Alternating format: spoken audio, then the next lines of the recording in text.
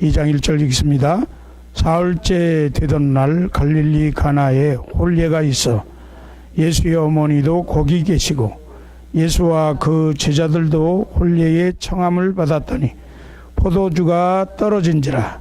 예수의 어머니가 예수에게 이르되 저들에게 포도주가 없다 하니 예수께서 이르시되 여자여 나와 무슨 상관이 있나이까? 내 때가 아직 이르지 아니하였나이다. 그의 어머니가 하인들에게 이르되 너희에게 무슨 말씀을 하시든지 그대로 하라 하니라. 거기에 유대인의 정결 예식을 따라 두세 통 드는 돌 항아리 6이 놓였는지라. 예수께서 그들에게 이르시되 항아리에 물을 채우라 하신즉 아귀까지 채우니 이제는 떠서 연회장에게 갖다 주라 하심에 갖다 주었더니 연회장은 물로 된 포도주를 맛보고도 어디서 났는지 알지 못하되 물 떠온 하인들은 알더라. 연회장이 신랑을 불러 말하되 사람마다 먼저 좋은 포도주를 내고 취한 후에 낮은 것을 내거늘 그대는 지금까지 좋은 포도주를 두었도다 하니라. 예수께서 이 첫 표적을 갈릴리 가나에서 행하여 그의 영광을 나타내심에 제자들이 그를 믿으니라. 오늘 본문의 말씀은 성경에서 가장 유명한 말씀 중에 하나입니다. 예수 안 믿는 사람도 예수님이 물로 포도주 만들었다며 그게 가능한 거야? 이렇게 질문하고 그런 거는 불가능하다고 조롱 섞인 얘기로 해주면 또 우리는 야 물로 포도주 만드는 게 가능한가? 가능하지 않다고 보면 믿음이 없는 것 같고 그리고 가능하다고 하면 진짜 가능한가라는 의심도 생기고 그래서 이 얘기만 나오면 불신자 친구들 앞에서 괜히 꼬리를 내려야 되는 것 같은 그런 마음이 드는 구절이 이 말씀입니다. 그리고 이 불신자들 앞에서는 그렇지만 성도들끼리 모이면 뭐 이거 예수님이 물로 포도주 만들었습니다. 그러면 아멘 아멘 그러고 우리 인생에도 예수님께서 물로 포도주 만드는 같은 그런 기적이 일어났으면 좋겠다라고 생각을 하고 이 말씀을 이제 받아들이는 그런 것이 이 말씀입니다. 뭐 성경에 예수님이 물로 포도주 만들었다 그러니까 만든 거예요. 예. 그런데 우리가 요새도 그런 말 하는지 모르겠는데 제가 학교 다닐 때만 해도 유행어 중에 하나가 주제 파악을 잘하라는 거였어요. 예. 주제 파악 좀 잘하라고. 예. 주제 파악을 못해서 엉뚱한 말을 하는 친구들한테 주제 파악을 잘하라는 말을 많이 했거든요. 근데 우리가 하나님 말씀을 읽을 때도 주제 파악을 잘해야지 돼요. 예수님이 왜 이 일을 하셨는지 그리고 요한은 왜 이거를 여기다 적었는지 예. 그거를 잘 알아서 주제에 맞게 해석을 하고 예수님의 의도에 맞게 해석을 해야지. 그렇지 예수님은 아라고 했는데 우리는 어라고 들으면 엉뚱한 얘기가 되지 않겠습니까? 네. 그런 점에서 이 요한복음 2장 1절부터 이 11절에 나와 있는 이 혼인잔치의 말씀이 무슨 뜻인지 그리고 하나님 우리에게 뭐로 말씀하고 싶은지 한번 생각하며 은혜 나누는 시간이 됐으면 좋겠습니다. 일단 요한이 요한복음을 왜 기록했는가? 네. 요한이 요한복음을 왜 기록했는가? 라는 얘기를 듣고 그 목적을 이루기 위해서 오늘 요한은 이 2장 1절에서 요 내용을 기록한 거거든요. 사실 성경을 보면 요한복음은 이제 21장까지 되어 있는데 요한복음 1장에 하고 2장하고 좀 달라요. 네. 이 2장부터 이 12장 10장까지 6개의 표적을 얘기하고 있다고 그러는데 그 첫 번째 표적이 요 얘기예요. 그 표적을 기록한 이유는 요한복음을 기록한 목적을 달성하기 위해서 이걸 기록한 거거든요. 요한복음을 왜 기록했는지 목적을 알고 그 목적을 달성하기 위해서 이 첫 번째 이 표적 이야기를 썼다고 생각해야지 된다는 것입니다. 그러면 이제 이 요한복음을 기록한 목적이 뭐냐라고 보면 요한복음 20장 31절이에요. 자, 한번 보겠습니다. 요한복음 20장 31절.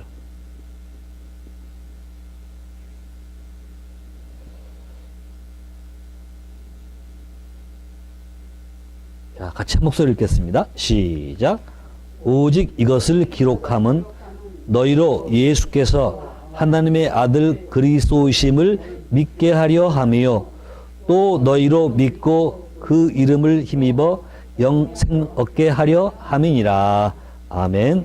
예, 자, 여기 보면, 오직 이것을 기록함은, 예, 이걸 기록한 목적을 설명하고 있는 거죠. 너희로는 이 독자들이 될 수도 있고, 예수님 말씀을 듣는 그 사람들 될 수도 있어요. 결국은 요한복음의 독자들이죠. 너희로 예수께서 하나님의 아들 그리스도이심을 믿게 하려 하며, 이 성경 요한복음을 읽으면 아, 예수님이 하나님의 아들 그리스도이시구나 라고 믿어지면 그 목적이 달성되는 것입니다. 예. 그리고 또 믿으면 너희로 믿고 그 이름을 힘입어 생명을 얻게 하려 함이니라. 여기서 생명이라는 표현은 영생이라는 표현으로도 많이 썼어요. 요한복음 3장 16절, 그 유명한 요한복음 3장 16절이요. 하나님이 세상을 이처럼 사랑하사 독생자를 주셨으니 이는 저를 믿는 자마다 멸망치 않고 영생을 얻게 하려 하십니다. 예, 이 예수님이 하나님이 예수님을 이 땅에 보내셔서 십자가 못 박혀 죽게 하신 목적이 뭐냐? 누구든지 예수를 믿으면 멸망치 않고 영생을 얻게 하는 것이 목적이다. 예. 그러니까 요한복음 3장 16절에 나와 있는 내용이랑 요한복음 20장 31절에 나온 내용이랑 똑같으잖아요. 예. 자, 그런데 이제 이 요한복음 2장 우리가 1절부터 11절까지 읽었잖아요. 그럼 요한복음 2장 1절 11절을 보면 이 가나의 혼인 잔치를 기록한 목적이 써 있어요. 예. 자, 이제 요한복음 2장으로 돌아가죠. 요한복음 2장 11절. 자, 찾으셨죠? 같이 읽겠습니다. 시작. 예수께서 이 첫 표적을 갈릴리 가나에서 행하여 그의 영광을 나타내심에 제자들이 그를 믿으니라. 아멘. 네. 자, 여기서 이제 가나의 혼인잔치에서 물로 포도주를 만든 이적을 말씀하시고, 그 다음에 이거에 대해서 요한복음을 기록한 사람이 내가 왜 이걸 기록했다라고 쓴 거예요. 예. 이 예수께서 이 첫 표적을 갈릴리 가나에서 행하여 그의 영광을 나타내심에 제자들이 그를 믿으니라. 그러니까 제자들이 예수님이 누구신지를 믿은 목적을 달성했다는 거예요. 이거 하나 때문에. 예. 그리고 또 있어요. 영광을 나타내심에. 이 표적을 통해서 영광을 나타냈다는 거예요. 자, 그러면 이 가나 혼인잔치의 표적을 읽으면서 우리는 뭐를 깨달아야 되느냐? 예수 그리스도의 영광과 그 다음에 예수 그리스도가 하나님의 아들이시고 그리스도이심이 믿어지는 일이 이루어져야 되는 거예요. 그러니까 물로 포도주 만들어도 야 신기하다. 이거는 엉뚱한 데로 가고 있는 거예요. 네. 자 신기하다가 아니라 와 예수님이 하나님의 아들이시구나. 네. 이렇게 봐야 되는 거죠. 야 예수님이 물로 포도주 만드는구나. 그러면 야 우리 집에 이 항아리를 6통 갖다 놓고 다 포도주 만들면 부자 되겠다. 이렇게 예수님 우리 집에 있는 이 항아리도 물로 포도주가 되게 해주세요. 그 장사에서 돈 벌게 해주세요. 이렇게 하면 엉뚱하게 나가는 거예요. 예. 자, 이를테면 있잖아. 어떤 남자가 어떤 여자를 사랑해가지고 프로포즈를 하는 거예요. 프로포즈 할 때 뭐 가지고 프로포즈 하죠? 보석 가지고 프로포즈 해요. 이왕이면 다이아면 좋겠죠? 예. 예. 근데, 다이아 반지를 탁 주면서, 민희 씨, 나와 결혼해 주세요. 라고 말하는데 딱 보고, 이게 얼마짜린가? 이게 얼마짜린가? 이 금반지인가? 다이아 반지인가? 이 다이아도 몇 캐럿짜린가? 야, 꽁돈 생겼네? 이렇게 하면, 그 프로포즈 감동이 어떻게 됐어요? 다 날라간 거예요. 정말 불행한 여자예요. 예. 근데 그거를 보면서 야, 이 남자가 정말 나를 사랑하는구나. 내가 이 남자와 평생 행복하게 살아야지. 그러면 어떻게 된 거죠? 프로포즈가 성공한 거예요. 예. 이것처럼요. 이 가나 혼인잔치의 표적을 보면서 우리가 야, 어떻게 물로 포도주가 됐지가 아니라 이분이 참으로 하나님의 아들이시구나. 그렇게 배우는 시간이 되어야 될 줄 믿습니다. 자, 여기 그러면 이제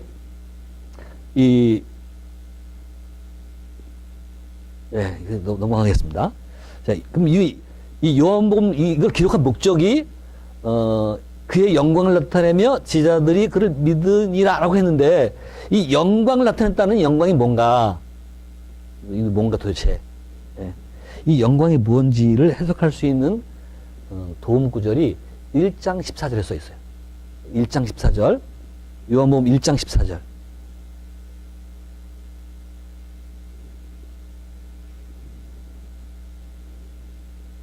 자, 보셨나요? 자, 같이 읽어보겠습니다. 시작. 말씀이 육신이 되어 우리 가운데 거하심에 우리가 그의 영광을 보니 아버지의 독생자의 영광이요 은혜와 진리가 충만하더라. 아멘. 예. 자, 이게 1장 14절에 이미 영광에 대한 얘기가 써 있어요. 예. 우리가 그분을 보았더니 우리가 그의 영광을 보니라고 되어 있잖아요. 예. 어떻게 되냐면 말씀이 육신이 되어 우리 가운데 거하셨어요. 그러니까 우리 가운데 거하신 것을 보니 거기에 뭐가 있어요? 영광이 있었다는 거예요. 예. 말씀이 육신이 되어 우리 가운데 거하신 그거 자체가 영광이었어요. 그리고 어떤 영광은 아버지 독생자의 영광이었어요. 그리고 거기에는 은혜가 있고 진리가 있고 그것이 충만했다는 것입니다.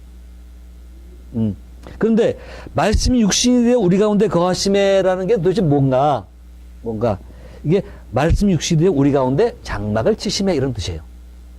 예. 말씀이 육신이 우리 가운데 장막을 쳤다는 거예요.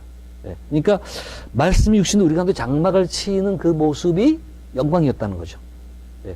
그리고 가나 혼인잔치 이 내용은 예수님이 우리 삶 가운데 들어오셔서 장막을 친 것 중에 하나예요. 예. 이상한 기적을 행했다는 얘기가 아니라 이 1장 14절과 연결하면 예수님이 육신을 입고 이 땅에 오셔서 우리 가운데 장막을 쳤다는 것. 그것을 증거하는 첫 번째 표적이 가나 혼인잔치 표적이라는 것입니다. 예. 그러면 말씀이 육신인데 우리 가운데 장막을 쳤다라고 하는 것은 도대체 뭔가 이것을 볼 수 있는 구절은요. 출애굽기 40장이에요. 출애굽기 40장에 보면 제가 너무 여러 성경 구절 찾으니까 예. 거기 보면 뭐가 되냐면 성막을 짓는 내용이 나와요. 예. 출애굽기는 40장으로 되어 있어요. 1장부터 40장까지. 근데 1장에는 이제 이스라엘 자손들의 70명이 애굽 땅에 들어가는 내용부터 나와요. 그리고 그 요셉을 알던 그 왕이 다 죽고 430년이 지난 다음에 이스라엘 자손들이 이제 요셉의 친척이 아니라 이제 종이 된 상태를 기록하고 있습니다. 그리고 나서 이 요셉 애굽의 왕이 이스라엘 자손들을 보고 야 수가 너무 많아. 그래가지고 이 사람들을 잘 관리하지 않으면 나중에 외적이 쳐들어오면 외적과 이 합해가지고 우리를 치면 우리가 꼼짝없이 당하게 생겼어. 안 되겠다. 그래가지고 이 애굽의 바로 왕이 이스라엘 자손들을 핍박하기 시작했어요. 기죽이는 거예요. 네. 길 팍팍 죽여가지고 용기를 못 내게, 감히 그런 생각을 못하게 팍팍 기죽이는 거예요. 사람이 핍박을 많이 받으면 기가 죽잖아요.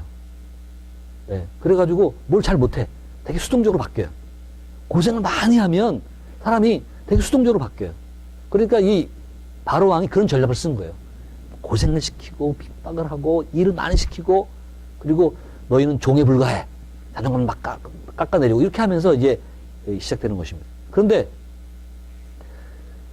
이 출애굽기가 뭐라고 그러냐면 이렇게 종살이를 하니까 이스라엘 사람들이 너무 고생스러웠다는 거예요. 너무 고생스러운데 그 고생스러운 신음소리를 하나님이 들으셨다는 것입니다. 네. 그리고 뭘 생각하냐? 아브라함과 이삭과 야곱에게 한 약속을 기억하셨더라. 이렇게 있어요. 네.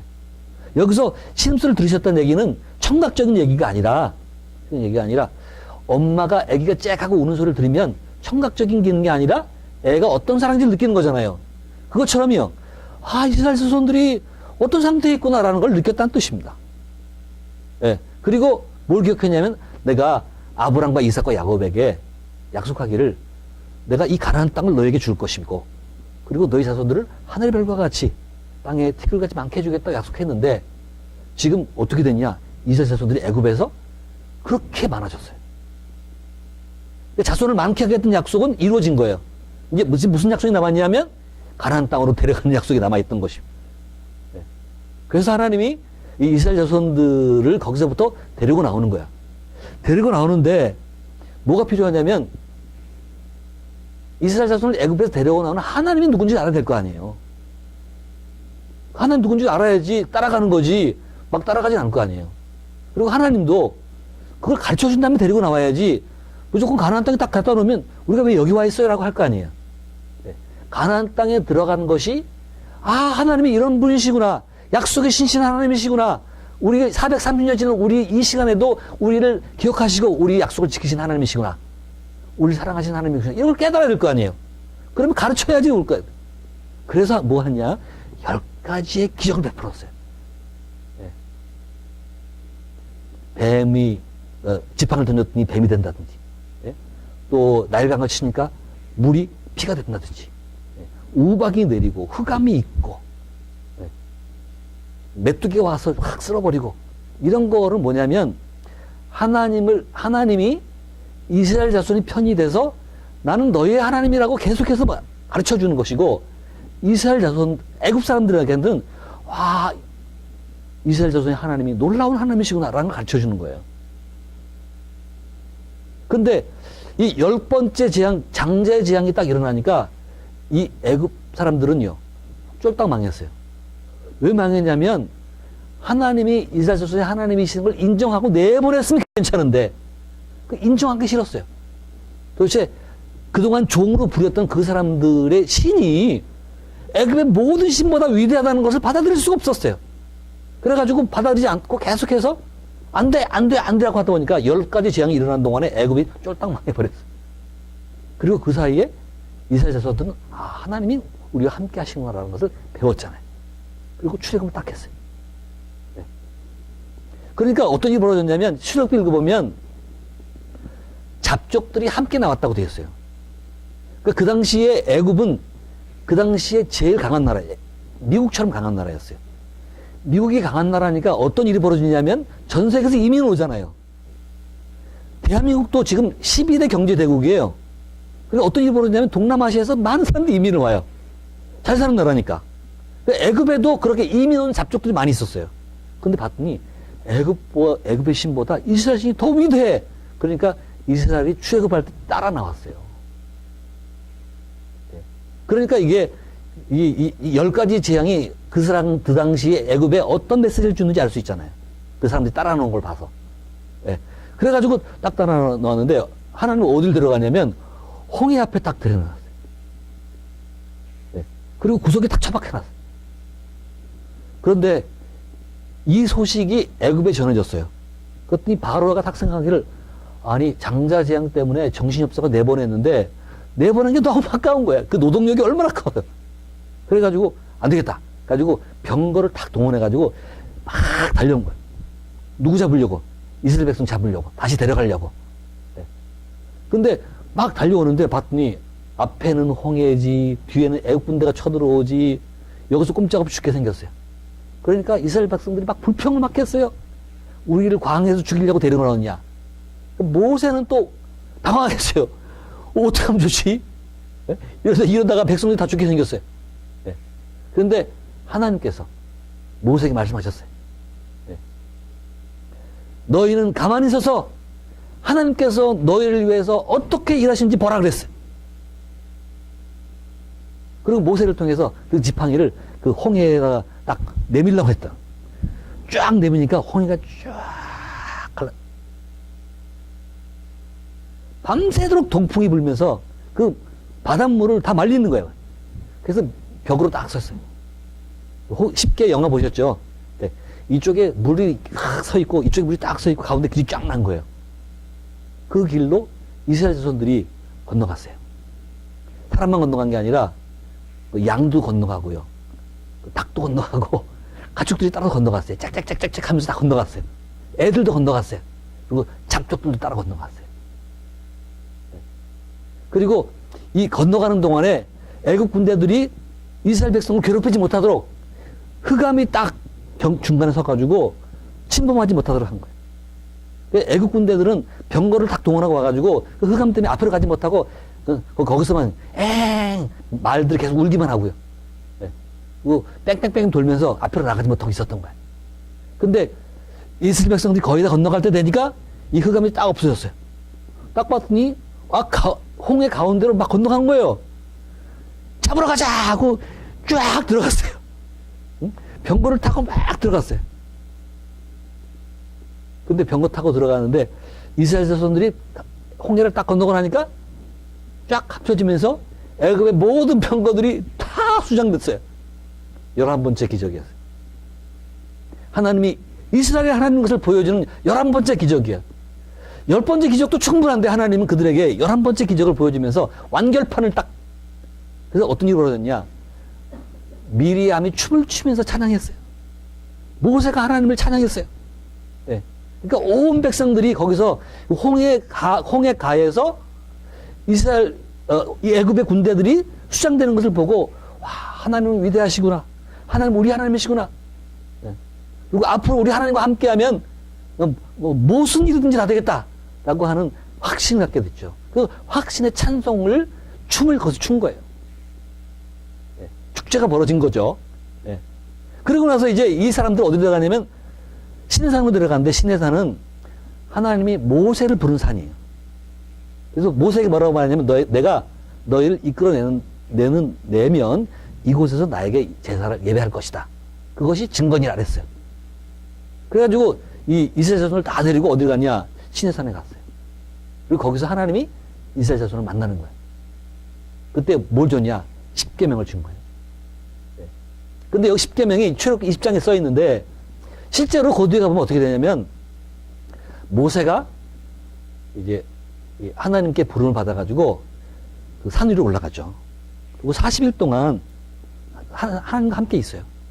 그리고 그때 40일 끝나는 날 양쪽의 돌판을 10계명의 돌판을 가지고 내려오죠. 그러니까 그때 받는 거예요. 내용은 앞에 20장에 써있지만요. 네. 근데 한번 생각했어요.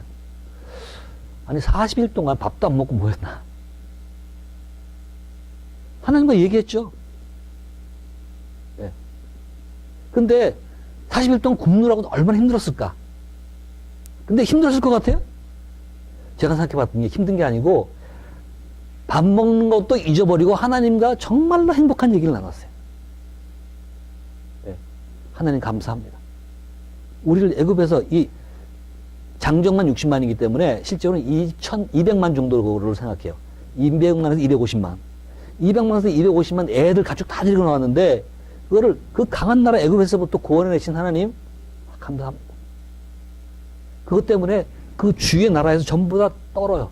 이스라엘 자손의 신이 위대하다고 해가지고 다 떨어. 무서워하는 거예요. 이스라엘 자손들을요. 그러니까 얼마나 당당하게 나온 거예요.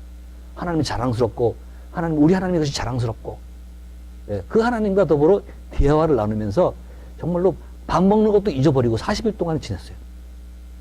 은혜 충만, 성령 충만한 시간이 됐어요. 그리고 그것이 끝나는 완결판이 뭐냐? 하나님이 너희가 잊어버리지 말라고 돌판에다가 십계명을 써줬어요. 예. 그러면서 그게 뭐야? 답안지예요. 이 세상을 어떻게 살아갈지 답안지. 예. 너희가 이것대로만 살면 된다. 예. 그러면 나는 너희 하나님이 되고 너희는 내 백성이 되리라. 그래서 답안지를 딱 만들어 줬어요. 그러면 이제 모세가 무슨 생각하겠어요? 이거 빨리 산에 내려가가지고 이 백성들이 가르쳐 줘야지. 예. 그러면 얼마나 좋겠나. 예. 산 위에서 하나님과 했던 이제 40일 동안 행복의 내용을 다 전할 수는 없다고 할지라도 그래도 내가 우리 이스라엘 백성들한테 이걸 전해줘야겠다. 라고 기대에 딱 불어있는데 하나님 뭐라고 말하냐면 산 밑에서 백성이 방자에 행한다고 말한 거예요. 아, 하나님 그럴 리가 있습니까? 그렇지 않다는 거예요. 네. 그래서 내가 이 백성들을 다 벌하겠다 그래요. 그러니까 이 모세가 하나님을 설득해. 그렇게 하지 마시라고. 만약에 다 이 백성을 벌 주면 여기서 오는 동안에 하나님 행했던 이적을 보고 이방 나라 사람들이 다 하나님 위대하다고 말하는데 다 여기서 죽여버리면 이 하나님이 능력이 없어가지고 백성들 광야에서 죽였다고 할 거 아니냐고. 그래서 설득을 해요. 그러니까 하나님이 설득에 넘어가요. 그래서 이제 모세가 산을 딱 내려왔는데 내려왔는 거 봤더니 그 아론과 백성들이 금송아지를 만들어 놓고 먹고 마시고 뛰놀면서 뭐라고 말하냐? 이 금송아지가 우리를 애굽에서 인도한 신이라고 그러는 거예요. 이런 배신이 있어요. 아니 금송아지 보고 이 금송아지가 우리를 애굽에서 인도한 신이라고 그러는 거예요. 그러고 막 기뻐 뛰노는 거야. 방장에 노는 거야. 모세가 열받았어요. 확 열받았어요. 그래서 어떻게 했냐면 세상에 이런 백성에게 이 십계명이 무슨 소용이 있냐. 이 십계명이 좋은 것이고 고백 같은 거일지라도 이렇게 금송아지를 넣고 뛰노는 이 백성에게 이게 무슨 의미가 있겠냐. 도로 금송아지 확 던져버렸어요. 금송아지도 깨져버리고 돌도 산산조각이 났어요. 그러고 나서 그 백성들에게 당신들이 무슨 일을 저지르는지 심판을 하는데 그 레위인들을 통해서 3,000명이 죽어요. 그날. 그리고 이제 하나님께 올라가서 어떻게 해요? 다시 또 돌판을 받아요. 그러면서 하나님이 모세를 통해서 새로운 이스라엘을 만들겠다고 하니까 그렇게 하지 마시라고 하고 3번의 중보 기도를 하면서 하나님 뭐라고 말하냐면 그래 좋다. 내가 이게 멸하지 않는데 내가 너희를 가나안 땅으로 가도록 해주겠다. 근데 나는 같이 가지 않겠다고 말해요. 그러니까 모세가 뭐라고 하냐면 하나님 가나안 땅에 들어가는 것이 문제가 아니고 하나님이 같이 가지 않는데 그게 무슨 의미가 있냐고. 그래서 막 설득을 해요. 그러니까 하나님이 하시는 말씀이 뭐냐면 너희가 장식물을 다 제하라고 했어요. 그래서 백성들이 장식물을 다 제했어요. 그러니까 하나님 마음이 돌이킨 거야. 그래 내가 장식물을 다 제하고 오직 나만 쳐다본다면 내가 너희와 함께 하겠다. 그러면서 준 것이 뭐냐면 성막을 만들려고 하는 성막을. 예. 그러면서 이스라엘 자손들이요 자기가 애굽에서 가지고 온 보석 같은 거 다 내놓고 성막을 짓는 그 재료로 내놔요. 그리고 여자들이 모여가지고 금실을 짜는 거야. 천 필요하니까. 예. 그러니까 무슨 일이 벌어졌냐면 이제 성막을 만들기 위해서 온 진이 전부 다 자기의 보물들 다 내놓고 너무 많이 가져와가지고 이제 그만 가져오라고 이거 다 쓰지도 못하고 관리도 못한다고 이렇게 할 만큼 가져왔어요. 그리고 여자들이 집집마다 앉아가지고 전부 다 성막을 짓는 것 그 천을 만드느라고 예. 뭐 겉에는 해달 가지고 했잖아요. 그리고 밑에는 세마포 같이 아주 얇은 천을 댔거든요. 그런 거는 더 신경 써서 만들어야 돼.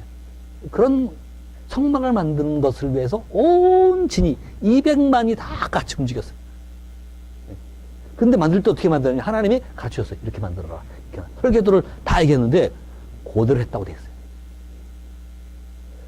금송아지 만들 때 어떻게 했어요? 말을 안 들었어요.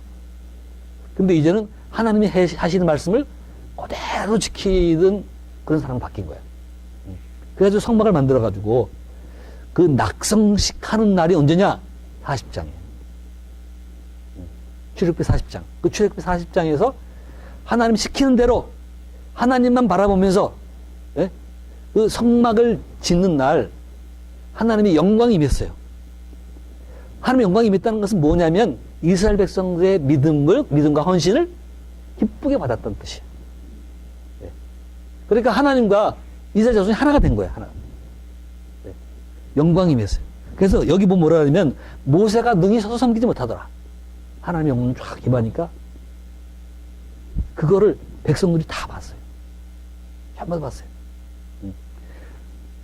우리의 마음과 정성을 들여서 성막을 만들고 하나님은 그 성막에 함께 하셔서 하나님이 이스라엘 백성 그 가운데서 거처를 정하신 거예요. 장막을 치신 거야. 그리고 이 성막을 가지고 이동할 때마다 가지고 갔어요. 하나님의 영광이 낮에는 구름 기둥으로 밤에는 불 기둥으로 임했는데 그랬는데 그 구름 기둥을 보고 아 하나님 우리 가운데 함께 계시구나라는 걸 본 거예요.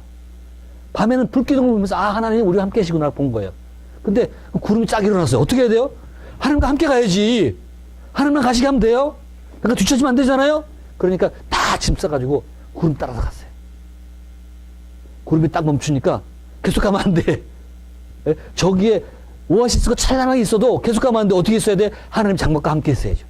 그래가지고 구름길이 멈추면 거기다가 장막을 쳤어요. 오늘 장막을 쳤는데 내일 아침에 바로 또 구름이 떴어. 그러면 바로 또 짐 쌌어요. 아유, 하나님, 피곤해 죽겠어요. 아니, 어제 장막을 쳤는데 오늘 갑자기 왜 떠요? 이렇게 하지 않고 그런 게 없어요. 뭐가 중요해? 하나님이 함께하는 게 중요해요. 자, 여러분, 우리가 이렇게 큰 애들은요, 피곤하다고 안 따라가기도 하지만 5살, 3살 이런 애들이요, 엄마가 가자면 가야 안 가요? 가죠. 아니, 어제까지 피곤했는데 오늘 아침에 또 가. 그럼 엄마가 가면 어떻게 해요? 따라가지. 어떻게 따라가? 기쁘게 따라가죠. 아니, 막 불평하면 따라가요? 아니에요.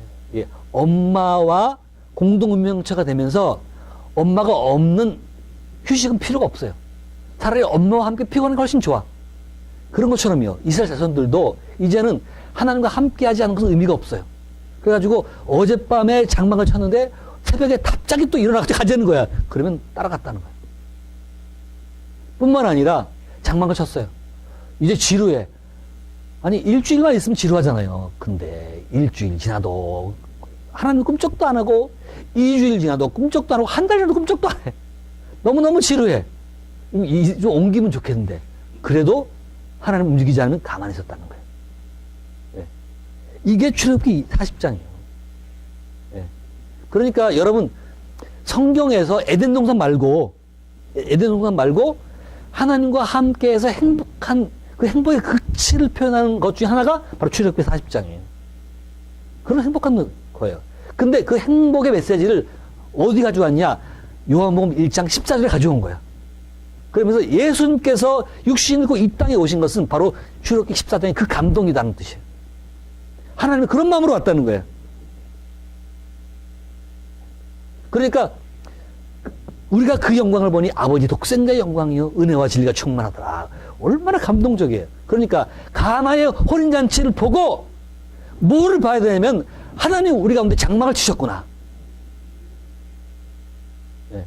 하나님 우리와 함께 하시는구나. 출애굽기 40장의 영광이 다시 재현되는구나. 그것을 봐야 되는 거예요. 물로 포도주 만든 거 신기하다. 이렇게 하면 답답한 노릇이에요. 물로 포도주 만든다고 하는 것은 첫 번째 잔치잖아요. 잔치요. 하나님이 우리를 향해서 잔치 같은 삶을, 예수님이 이 땅에 오셔서 잔치 같은 삶을 준비해 주시겠다는 거예요. 그게 첫 번째 표적이에요. 그래서 실제로 한나라와 무엇이 같다고 할 때 마치 어느 왕이 자기 아들을 위해서 잔치를 베푼 것과 같으니라고 했잖아요. 잔치 모티브가 천국 모티브예요. 그리고 우리 어린 양이 혼인잔치에 들어가는 거잖아요. 천국이 그렇게 표현되어 있다고. 그러니까 이 요한복음 2장에서 예수님이 누구신가, 왜 이 땅에 왔는가를 표현할 때 이제 혼인잔치 모티브를 표현해 준 것은 이게 하나님이 우리를 향해 마음을 활짝 열고 정말로 복된 시간을 함께 하고 싶다는 하나님의 열망이에요. 그런데 문제가 있어요. 우리가 죄 짓고 타락한 인생이 그걸 받아들일 만한 준비가 안 되는 거야. 그러니까 이스라엘 자손들은 출애굽기에서 무슨 문제를 해결했어요? 금송아지 문제를 해결한 거예요. 금송아지 문제를 해결한 이후에 그 성막이 만들어지는 영광이 있었던 거죠. 그러면 우리도 예수 그리스도가 우리 가운데 오실 때 금송아지 문제를 제거하는 그런 과정을 거쳐서 이 출애굽기 40장 영광이 우리 가운데 임하는 거죠. 그것이 뭐냐면 예수님을 믿어지는 거예요. 예수를 믿으니라. 예수가 누구신지 믿으니라. 그러니까 예수가 누군지 믿는다는 얘기는 여태까지는 예수님 없는 삶을 살았지만 이제부터는 예수님 중심으로 살겠다는 뜻이에요. 근데 우리가 예수를 믿는다는 것 핵심 뭐냐면 예수 그리스도의 십자가가 어떤 뜻인지를 아는 것이 예수를 믿는 것이에요. 그러니까 여태까지는요, 십자가가 필요 없었어요. 근데 예수 그리스도의 십자가가 아니면 내 죄가 해결되지 않고, 예수 그리스도의 십자가가 없으면 나를 향한 하나님의 사랑을 알 수가 없어요. 하나님이 나를 얼마나 사랑하는지, 하나님이 나를 사랑하기 때문에 어디까지 희생할 수 있는지, 그걸 보여주는 게 십자가예요. 하나님의 세상을 이처럼 사랑하사 독생자를 주셨단 말이에요. 하나님의 사랑의 크기예요. 하나님이 우리를 사랑하셔서 그 죄 문제를 해결하기 위해서 독생자를 십자가 못 박게 하는 것도 그것도 기꺼이 감수할 수 있었다는 거예요.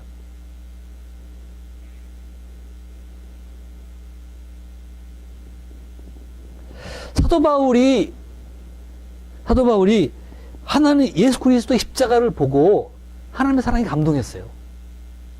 네. 그리고 하나님의 사랑 감동한 다음에 어떻게 했냐면 나도 이제부터는 십자가 이후의 삶을 살겠다는 거죠. 십자가 이전의 삶이 아니라 십자가 이후의 삶. 그래서 나의 정과 욕심을 십자가에 못 박았노라. 이제는 정과 욕심을 살지 않아. 이 정과 욕심이 세속적 가치잖아요. 사람들이 부자가 되고 싶어하고 사람들이 이 세상에 출세하고 싶어하고 욕심을 내고 그러는데 나도 그동안 욕해 살았어요. 근데 이제부터는 그 모든 정과 욕심 십자가에 못 박고 이제는 오직 내 몸에서 그리스도만이 존귀되기를 원하노라. 나는 예수 하나로 만족해. 어떻게 예수 하나로 만족하는 거예요? 십자가를 통한 예수님의 사랑을 충분하게 느끼니까 더 이상 필요가 없는 거예요. 어린 아이가 엄마만 있으면 다 되는 것처럼 이제는 예수님만 있으면 다 된다는 거예요. 이것은 그냥 하는 말이 아니라 사랑의 극치를 체험한 사람의 행복의 표현이에요.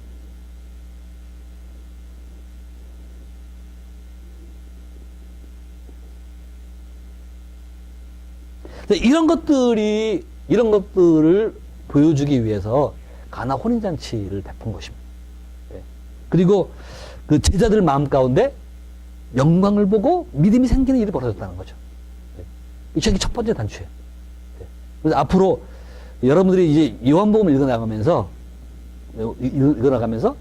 이 하나님이 우리에게 어떻게 다가오시고 우리를 어떻게 설득하시는지, 우리가 이 이스라엘 자손들 요한복음을 읽어보면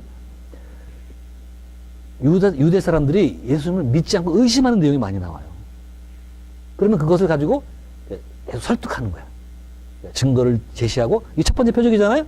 두 번째 표적을 또 보여주고, 세 번째 표적을 보여주고, 내가 표적이라고 말했는데, 이 표적은 헬라어로 세메이온이라는 거예요.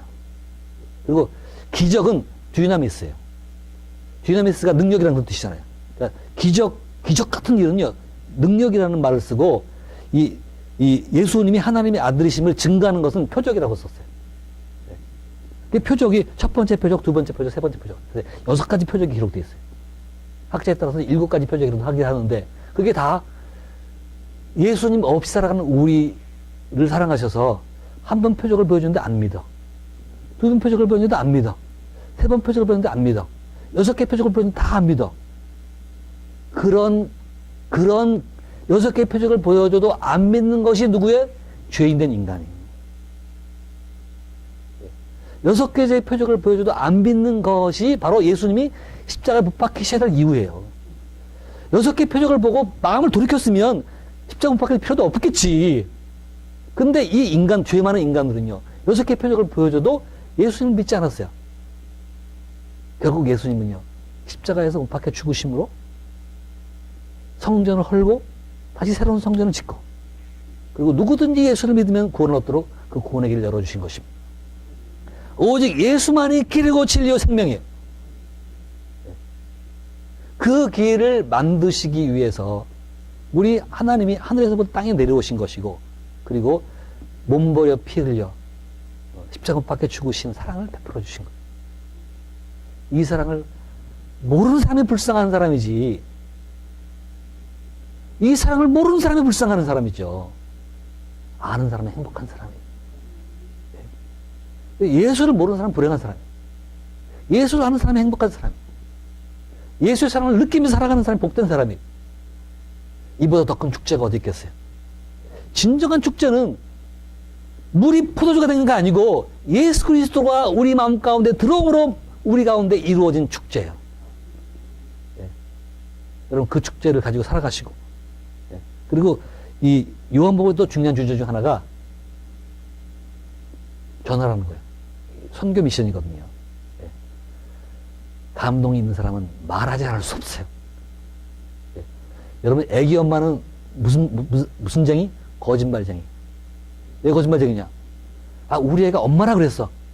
아무리 들어봐도 엄마가 아닌데, 애 키우는 엄마는 애가 엄마라 그랬다는 거예요. 예? 근데 그 엄마라고 말했다고 하면서 어떻게 해요? 엄마인 것이 행복한 거죠. 우리 애가 일어섰어요. 봤더니 일어선 게 아니라 1초 단위 때 넘어졌는데 우리 애가 일어섰다고 왜 자랑해요? 엄마인 것이 행복해요. 예. 그리고 그 표현하잖아요. 예. 그것처럼 우리가 예수 그리스도의 십자가의 사랑과 하나님의 사랑을 아는 사람들이 예? 그 행복에 겨워서 표현하는 것들이 선교예요. 예. 흘러 넘치는 거죠. 그래서 기본적으로 은혜는 충만이에요. 사랑도 충만이고. 할렐루야. 사랑하는 성도 여러분, 그레이스 라이프 처치에서 여러분, 이 하나님이 이 땅에 내려오셔서 기대했던 그 목적이요. 그리고 요한복음을 기록하면서 요한이 기도했던 그 목적들이 여러분 삶 속에 풍성하게 이루어짐으로 하나님이 내 꿈이 여기서 이루어지는구나라고 기뻐하시고 여러분 또 하나님 마음을 알아서 행복한 그리스도인이 되시기를 주님의 이름으로 축복합니다.